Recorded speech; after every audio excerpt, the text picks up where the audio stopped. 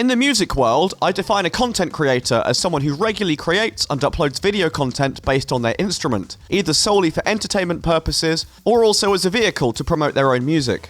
The types of videos creators make varies massively, from covers to memes to lessons and everything in between, with notable YouTubers in my niche of metal guitar content being Stevie T, Jared Dines and Nick Nocturnal, to name but a few. Despite the immense popularity of guitar content on the internet, when you venture outside of our cozy little YouTube bubble into a broader audience, it becomes quite clear that there's an overall feeling of strong dislike towards musicians who create content on the internet, especially from the more old guard and traditional members of the community. Now, every so often, when a video of mine does particularly well, it gets picked up by guitar and metal news publications and shared on their social media. The comments on these posts are always absolute gold, usually nearly entirely negative and full of vitriol and cynicism. Whoa, a blue-eyed bananas guitarist YouTuber covering a solo with his own creative twist because he thinks it sounds better when really all he's doing is sweeping 1,000 times because it feeds his ego. I've never seen something like this before. Apparently has potential to be a great musician. I understand having a YouTube channel dedicated to his parodies is more lucrative. It might be more fun for him, but it's a waste of talent. Another random guy in his bedroom fantasizing he's in Metallica. Can't decide if this is everything wrong with guitar or everything wrong with the internet. Okay, now YouTubers gonna tell bands how to make music. Better go make their own bands. Maybe use it playing in their rooms to secure them success. What's with this weirdly passionate hate towards internet guitarists? From what I gather, these people seem to associate online guitarists with a particular kind of flashy, overly perfect playing, as well as obnoxiously clickbait thumbnails and an overabundance of dramatic hand gestures. To be honest, I can totally sympathize with these points, as I was of a similar mindset before I really immersed myself in the world of YouTube many years ago. What I don't understand though is just the unrelenting ignorance towards this form of entertainment. That's ignorant. And the insistence that these musicians are somehow inferior to musicians who tread the traditional path. This is what I absolutely hate about rock music, that it's just so steeped in tradition and is incredibly reluctant to any kind of evolution or progress. It just reminds me of those kind of guys you have in every workplace who always shoot down talented interns and juniors under the bullshit pretense of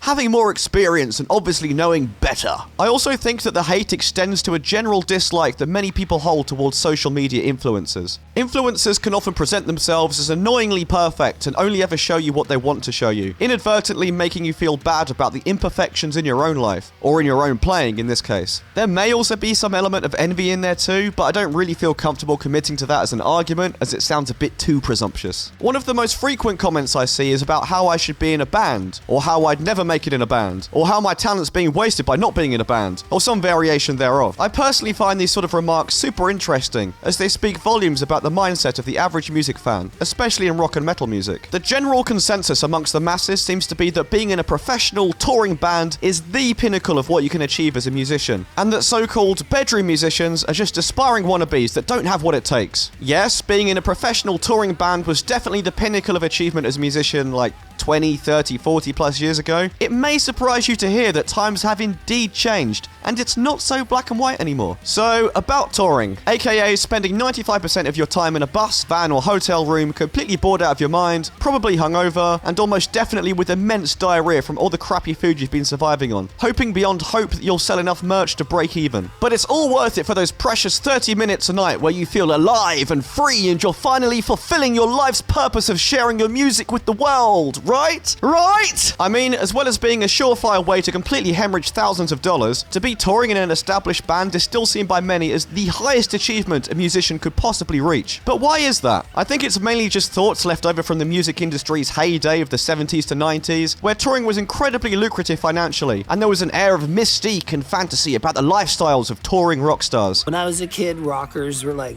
untouchable gods up in the heavens. Like Robert Plant. I mean, sure, touring can still be very lucrative if you're playing at a super high level where you're actually getting a decent slice of the pie, but this absolutely isn't the case for the vast majority of touring musicians. For the average musician, embarking on a tour in this post-COVID world is absolute financial suicide, and not something that should be undertaken lightly. A friend of mine's band who was signed to a major metal music label are starting a 3-week European tour early next year, and they very kindly shared with me a rough breakdown of all of the costs involved. Tour bus, $25k. Tour manager, 2k, sound engineer, 5k, merch printing, 3k, plus tax and band member wages on top of that. And if you want to tour across the pond, then add on visas and flights too. And that's just for a mid-level band with major label backing. Insane, right? What's also kind of amusing is that because of the huge backlog of bands touring post-lockdown, there's actually a severe shortage of tour buses right now, which is causing bands to cancel and lose massive amounts of money, or to seek alternative, more expensive means of travel. Don't get me wrong, playing live is super fun and absolutely something that every musician should experience. But honestly, unless you can comfortably afford it, the list of reasons to heavily tour these days grows incredibly slim. So why are musicians now choosing to take the online approach instead of the traditional approach? Over the years, it seemed to me that there's become an ever-increasing divide between traditional musicians and modern musicians. Traditional musicians are the more artiste types, who are pretty much just only interested in writing music and playing live, and have either no interest or just a passing interest in social media, marketing, and the more business side of the industry. Modern musicians tend to be more internet savvy, and often forego playing live as frequently in favour of spending more time growing their audience online instead. But which of these is the best approach? So from my own experience, a lot of musicians aren't really motivated, driven people when it comes to anything other than creating and playing music. So the old school approach that traditional musicians take of trying to get signed to a label and tour suits these guys perfectly. You can just focus exclusively on the music while your label takes care of most of the other stuff you have no interest in. But of course the flip side to this is that you usually have to sign away the publishing rights to your music, and you'll be sharing revenue with a bunch of other stakeholders outside of the band. Musicians don't tend to be the most financially driven people on the planet though, to say the least, so this isn't usually seen as a big issue, though I think most musicians don't realise just how much money you're missing out on by not keeping the rights to your own music. It's actually insane. So I might be starting to sound a bit judgmental here, but I do think this path that traditional musicians take is a lot more self-centered. Like, they just want to be left alone to create their art and have their little rock star moments on stage, lapping up all the praise and adoration like a thoroughly parched puppy.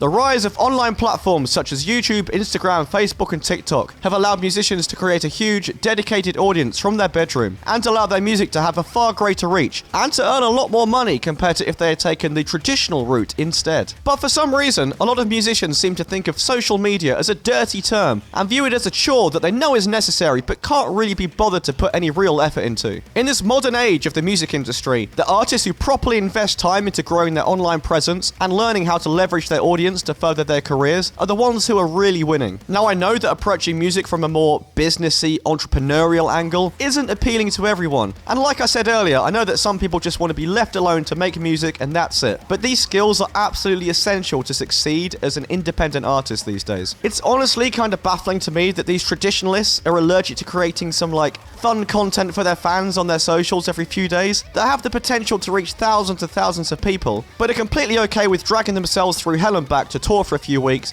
and play to 100 people a night. Each to their own, I guess. And when you really think about it, the exposure that you get from touring, even at a big level, isn't really anywhere close to what you can get from the internet. Think about it. The average theatre venue capacity is probably around what? Like 5,000? So over the course of a whole 1 month tour, you'd be playing to probably, I don't know, over 100,000 people. Compare that to the average monthly views of a medium to big size YouTube channel, and it doesn't even come remotely close. Of course, these things aren't really directly comparable as they're two different types of experiences, but I'm sure you see what I'm getting at, right? My point is that in the same way having a physical brick and mortar store isn't really an efficient way to make money, as you're limited by the amount of stock you can hold at any one time, playing physical shows isn't really an efficient way of doing business either, if you break things down to the raw numbers. But there's also no reason why these two approaches have to be mutually exclusive. Take Herman Lee and Justin Hawkins as examples. Both have leveraged YouTube to create very successful channels, while also managing to continue recording and touring. I've spoken to both Herman and Justin personally about this, and they both unanimously agreed that their channels have really turbocharged their band's popularities. Also, think about kids growing up in the 70s, 80s or 90s with social anxiety who didn't want to play live, or kids that lived in remote areas with no other people to form a band with. Just think about how many amazing talents the world missed out on. But in this modern era, these guys and girls are no longer excluded and now have a platform to share their music and content. For me, personally, YouTube has completely changed my life. It finally gave me the creative outlet that I was always looking for, and has given me opportunities opportunities and allowed me to meet people that I would have only fantasized about when I was younger. And the best thing by far about the modern approach is that you get to interact with your audience in real time whenever you want to and develop a real connection with them. Nurturing your audience and providing them constant value is so important, not just dropping an album every 2 years and then dropping off the face of the earth like most traditional bands do. Some of the best experiences of my YouTube career so far have been making content in collaboration with my viewers, chatting shit with them in Discord, and sharing big releases with them at premieres. I know this video got a little bit ranty and negative, and I do apologise, but unfortunately one's required to be somewhat provocative these days in order to hammer home one's points. And putting all of my personal opinions aside, at the end of the day there's no right or wrong way to pursue your dreams. Just do whatever brings you the most enjoyment and most fulfillment. And I know it may have sounded like it, but I'm also absolutely not anti-live music or anti-touring, by the way. Playing live is amazing and absolutely the single most fun thing you can do as a musician, and I encourage all bedroom musicians to get out there and give it a try at least once. I'm just trying to open some minds and make you realise that the music industry is a completely different beast to what it was when you were younger. And in regards to all the haters, I'm more than happy to continue taking shit because I love the online guitar community and it's more than worth it. Plus, it just gives me free extra content such as this video, so keep the vitriol rolling, brother! Anyway,